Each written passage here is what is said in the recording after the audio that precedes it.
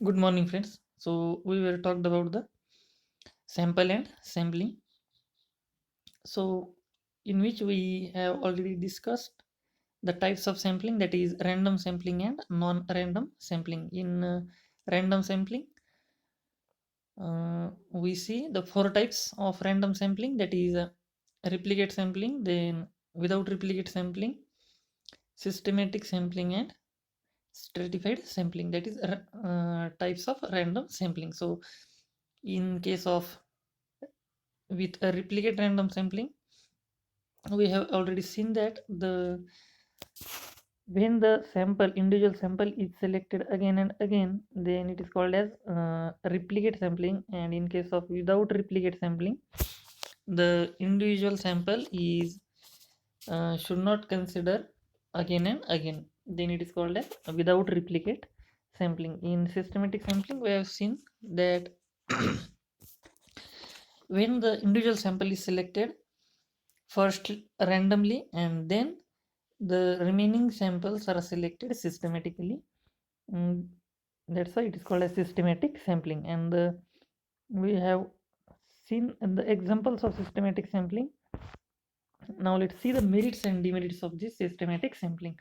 So the merits of systematic sampling is this is simple and convenient method, time and work reduced very much. Then if proper care will taken, then accurate result will be achieved. And it can be used in infinite population, so it can also used in case of infinite number of population. Then the demerits of the systematic sampling is systematic sampling not represent for whole population, so there is a chance of personal bias investigation. So okay, so how there is a chance of personal bias investigation in a systematic sampling? So let's see the example. Okay, so in this example we have a total population of 500, and from that we have to select the 50 samples. So simply we divide the total population by the sample that we want to select, and we got the interval, sample interval 10. So and then we'll select the sample at position 10, 20, 30, 40, 50, 60, 70, 80, and up to 500.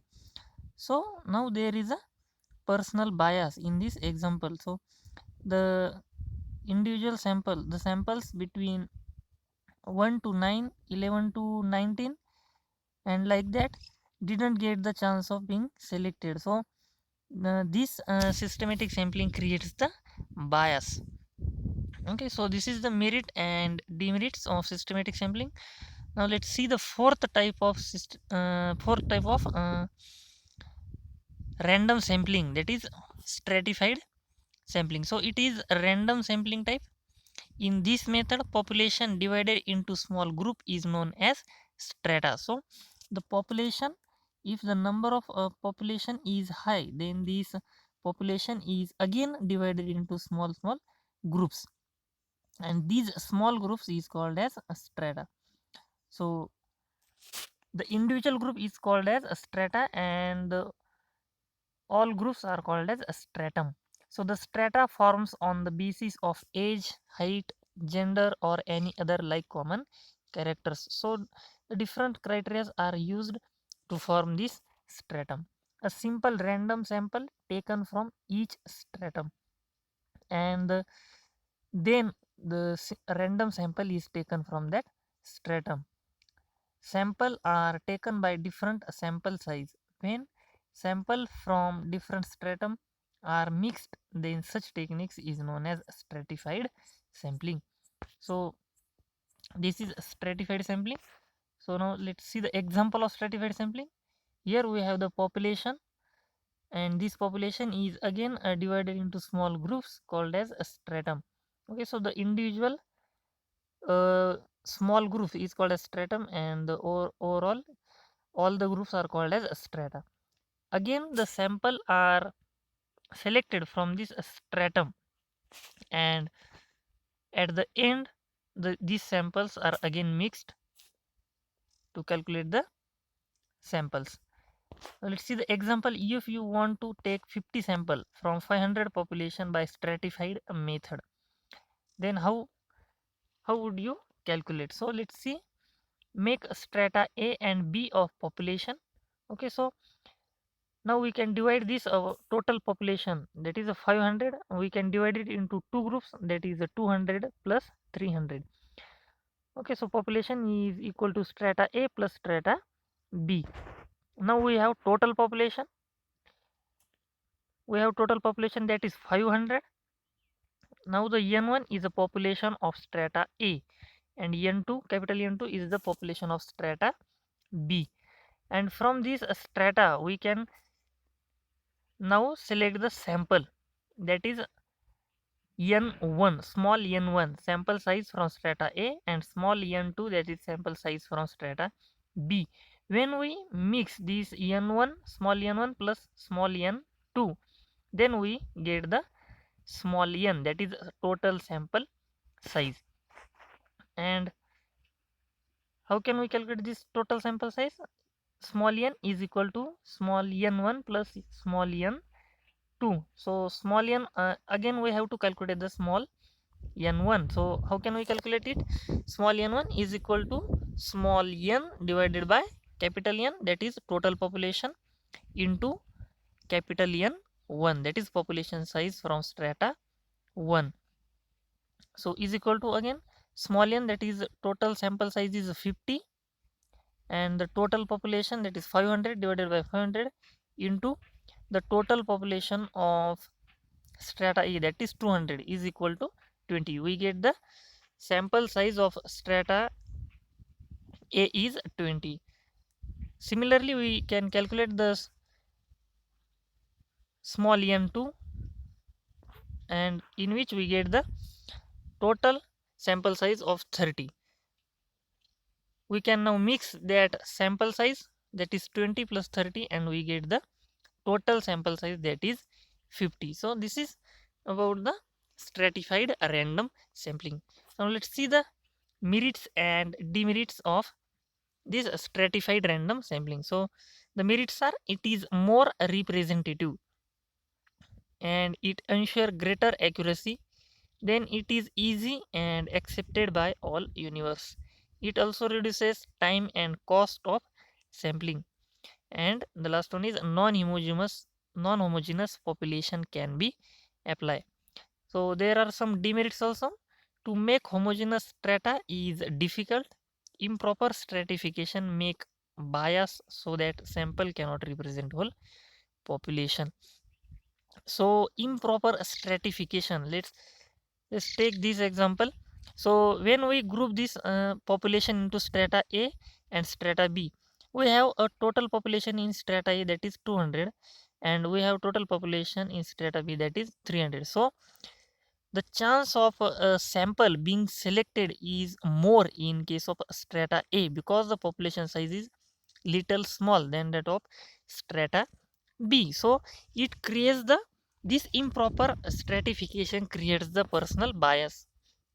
So this is the demerit of stratified random sampling. So now we have completed all the 4 types of random sampling, that is replicate, without replicate, systematic, and stratified random sampling. So now let's see the non-random sampling. So selection of sample is without any randomization.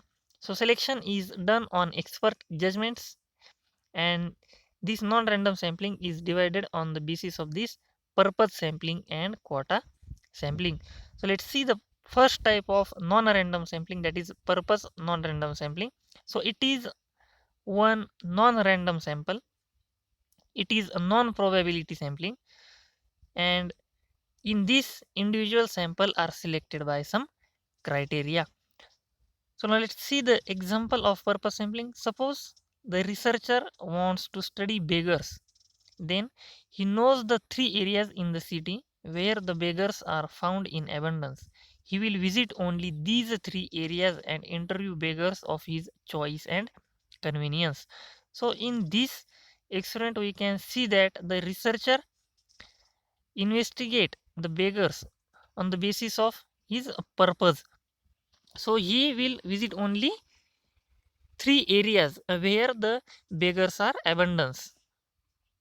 So this criteria is based on the basis of purpose. That's why the purpose sampling is non-random sampling, because we are not selecting the samples non-randomly. We are selecting samples non-randomly, not randomly. Okay, so now let's see the second type of non-random sampling, that is quota sampling. So the population is first segmented into mutually exclusive subgroups as in stratified sampling. Okay, so the quota sampling is somehow similar to that of stratified sampling. But in case of quota sampling, when we segmented the population into mutually exclusive subgroups, there is some judgments which is used in grouping the population, in grouping the subgroups in case of quota sampling. So judgment is used to select the subjects or units from each segment based on a specified proportion, as I said that. So example, interviewer told to sample 200 females and 300 males between the age of 45 and 60. Okay, so there is a judgment which is used, interviewer to sample the 200 females and 300 males between the age of 45 and 60. So the second steps, okay, so this step, that is judgment, the second step makes this technique one of non-probability sampling, because selection of the sample is non-random. When the interviewer makes the judgment that the selection of females and males between the age of 45 and 60, these second steps in quota sampling makes this sampling method non-random. Okay, so this is the non-random type of sampling. So interviewers tempted to interview those who look most helpful, introducing bias, not equal chance of selection. Okay, so the interview select the individuals on the basis of this criteria, that is on the basis of age of 45 and 60, so that this judgment makes the bias, so that there is a not equal chance of being selection of each and every individual in the population. So here we can see the example that age group, there are three age groups, that is 15 to 30, then 30 to 45, and 45 to 60.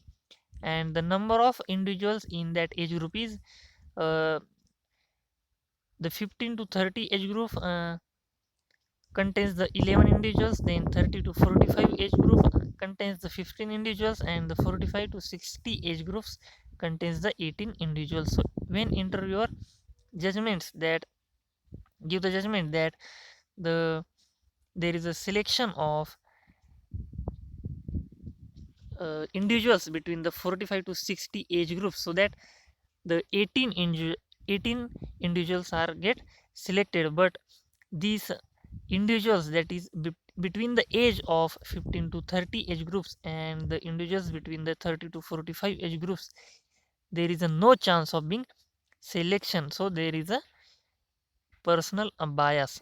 So this is the second type of non-random sampling, that is quota sampling. So I hope uh, you will find this video informative. So till then, keep watching and keep supporting. Thank you.